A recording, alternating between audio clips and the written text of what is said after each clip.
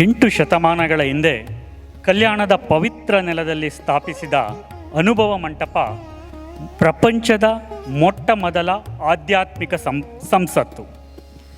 ಜಾತಿ, ಲಿಂಗ, ವಯಸ್ಸು, ವೃತ್ತಿಗಳ ಭೇದವಿಲ್ಲದೆ ಎಲ್ಲರೂ ಒಂದೇ ಪೀಠದಲ್ಲಿ ಕುಳಿತು ಆತ್ಮಜ್ಞಾನವನ್ನು ಚರ್ಚಿಸಿದ ಆ ಪವಿತ್ರ ಸಂಗಮ ಸ್ಥಳ. ಈ ಮಹಾನ್ ಪರಂಪರೆಯ ಒಂದು ಸಣ್ಣ ಕಿರಣವನ್ನಾದರೂ ಈ ಅಮೇರಿಕಾದ ನೆಲದಲ್ಲಿ ಮತ್ತೆ ಬೆಳಗಿಸಬೇಕು ಎಂಬ ಸಂಕಲ್ಪದಿಂದ ಕಳೆದ 1 ವರ್ಷದಿಂದ ಅನುಭವ ಮಂಟಪ ಎಂಬ ಪವಿತ್ರ ವೇದಿಕೆಯನ್ನು ಆರಂಭಿಸಿ ಸಹೃದಯಿಗಳ ಜೊತೆ ಸೇರಿ ನಡೆಸುತ್ತಿರುವ ವೀರೇಶ್ ಜವಳಿ ಮತ್ತು ಅವರ ತಂಡ ಹಾಗೂ ಅವರು ಈ ತಿಂಗಳ ತಮ್ಮ ಆಯೋಜಿಸಿದ ಅನುಭವ ಮಂಟಪ ಕಾರ್ಯಕ್ರಮವನ್ನು ನಮ್ಮ ಇಂದಿನ ಕಾರ್ಯಕ್ರಮದ ಜೊತೆ ನಡೆಸಲು ತೀರ್ಮಾನಿಸಿದ್ದಕ್ಕಾಗಿ ಇವರ ತಂಡಕ್ಕೆ ಧನ್ಯವಾದಗಳು. ಈಗ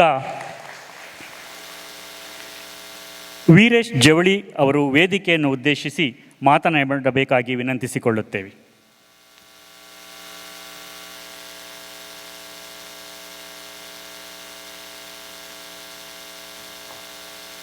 ಓಂ ಶ್ರೀ ಗುರುಭ್ಯೋ ನಮಃ. ನೀವೆಲ್ಲರೂ ಪರಮ ಪೂಜ್ಯರ ಆಶೀರ್ವಚನಕ್ಕಾಗಿ ಕಾತುರರಾಗಿದ್ದೀರಿ. ಹಾಗಾಗಿ ನಾನು ಕೇವಲ 3 ನಿಮಿಷಗಳಲ್ಲಿ ಮಾತುಗಳನ್ನು ಆಡಿ ಮುಗಿಸುತ್ತೇನೆ. ಪರಮ ಪೂಜ್ಯ ಶ್ರೀ ಶ್ರೀ ಸಿದ್ಧಗಂಗೆಯ ನಡೆದಾಡುವ ದೇವರೆಂದೇ ಪ್ರಸಿದ್ಧರಾಗಿದ್ದ ಡಾಕ್ಟರ್ ಶ್ರೀ ಶ್ರೀ ಶಿವಕುಮಾರ ಸ್ವಾಮೀಜಿಗಳ ಗುರು ಪರಂಪರೆಯಲ್ಲಿ ಆಗಮಿಸಿರುವ ಹರಗುರು ಚರಮೂರ್ತಿಗಳಾದ ಹಾಗೂ ತ್ರಿವಿಧ ದಾಸೋಹಿಗಳೆಂದು ಎಲ್ಲರಿಗೂ ತಿಳಿದಿರುವಂತೆ ಶ್ರೀ ಶ್ರೀ ಸಿದ್ಧಲಿಂಗ ಮಹಾಸ್ವಾಮಿಗಳವರ ದಿವ್ಯ ಪಾದ ಕಮಲಗಳಲ್ಲಿ ಭಕ್ತಿಪೂರ್ವಕ ಪ್ರಣಾಮಗಳು. ಇಲ್ಲಿ ನೆರೆದಿರುವ ಬಂಧುಗಳಿಗೆ ಹೃತ್ಪೂರ್ವಕ ನಮಸ್ಕಾರಗಳು.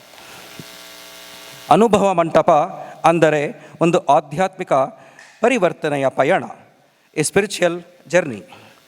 ಅಮೇರಿಕಾದಂತಹ ದೂರದ ನಾಡಿನಲ್ಲಿ ಬದುಕುತ್ತಿದ್ದರೂ ಬಸವ ತತ್ವ, ವಚನ ಸಾಹಿತ್ಯ ಮತ್ತು ಶರಣರ ಚಿಂತನೆಗಳಿಂದ ನಾವು ದೂರವಾಗಬಾರದು.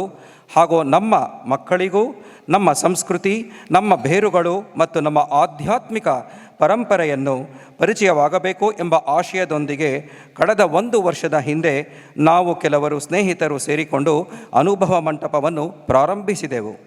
ಪ್ರತಿ ತಿಂಗಳು ಸರದಿಯಂತೆ ಒಬ್ಬೊಬ್ಬರ ಮನೆಯಲ್ಲಿ ಸೇರಿ ಗುರುಲಿಂಗ ಜಂಗಮರ ತತ್ವ ವಿಚಾರಗಳು, ಭಕ್ತಿ ಪ್ರಧಾನವಾದ ಸಂಗೀತ, ರುದ್ರಾಭಿಷೇಕ, ಅಷ್ಟಾವರಣ, ಷಟ್ಸ್ಥಳ ಮತ್ತು ಸಿದ್ಧಾಂತ ಶಿಖಾಮಣಿ ಗ್ರಂಥಗಳ ಒಳಗೊಂಡ ಪ್ರವಚನಗಳನ್ನು ಹಮ್ಮಿಕೊಳ್ಳಲಾಗಿತ್ತು. ಇಂದು ಸುಮಾರು 50ಕ್ಕೂ ಹೆಚ್ಚು ಕುಟುಂಬಗಳು ಇದರಲ್ಲಿ ನಿಯಮಿತವಾಗಿ ಭಾಗವಹಿಸುತ್ತಿದ್ದಾರೆ.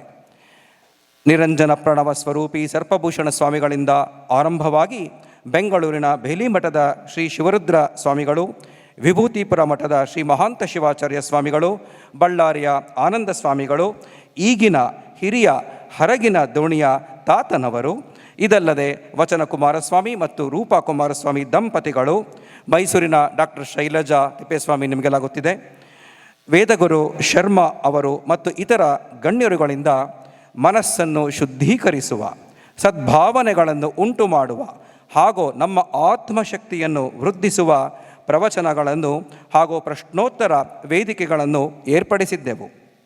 ಈ 1 ವರ್ಷದ ಪ್ರಯಾಣದಲ್ಲಿ ಸಹಕರಿಸಿದ ಎಲ್ಲ ಸ್ನೇಹಜೀವಿ ಬಂಧುಗಳಿಗೆ ಹೃತ್ಪೂರ್ವಕ ಕೃತಜ್ಞತೆಗಳು. 12ನೇ ತಿಂಗಳ ಈ ಕಾರ್ಯಕ್ರಮವು ಶ್ರೀ ಶ್ರೀ ಸಿದ್ಧಲಿಂಗ ಮಹಾಸ್ವಾಮಿಗಳ ಸಮ್ಮುಖದಲ್ಲಿ ಅವರ ಆಶೀರ್ವಾದಗಳೊಂದಿಗೆ ನಡೆಯುತ್ತಿರುವುದು ನಮ್ಮೆಲ್ಲರ ಪರಮ ಪುಣ್ಯವೇ ಆಗಿದೆ. ಶ್ರೀಗಳ ಆಶೀರ್ವಾದದಿಂದ ಈ ಅನುಭವ ಮಂಟಪ ಇನ್ನಷ್ಟು ಜನರಿಗೆ ತಲುಪಿ ಬಸವ ತತ್ವದ ಬೆಳಕನ್ನು ಹರಡಲಿ ಎಂದು ನಾವೆಲ್ಲರೂ ಪ್ರಾರ್ಥಿಸುತ್ತೇವೆ. ಈ ದಿನದ ಅವಕಾಶವನ್ನು ಕಲ್ಪಿಸಿಕೊಟ್ಟ ಶ್ರೀ ಎಸ್ ರೇಣುಕಾ ಸ್ವಾಮಿ ಅವರಿಗೆ ಮತ್ತು Siddaganga Math old students and well wishers association ಅವರಿಗೆ ಅನುಭವ ಮಂಟಪದ ಸ್ನೇಹಿತರ ಮತ್ತು ಕುಟುಂಬಗಳ ಪರವಾಗಿ ಕೃತಜ್ಞತೆಗಳನ್ನು ತಿಳಿಸುತ್ತೇವೆ.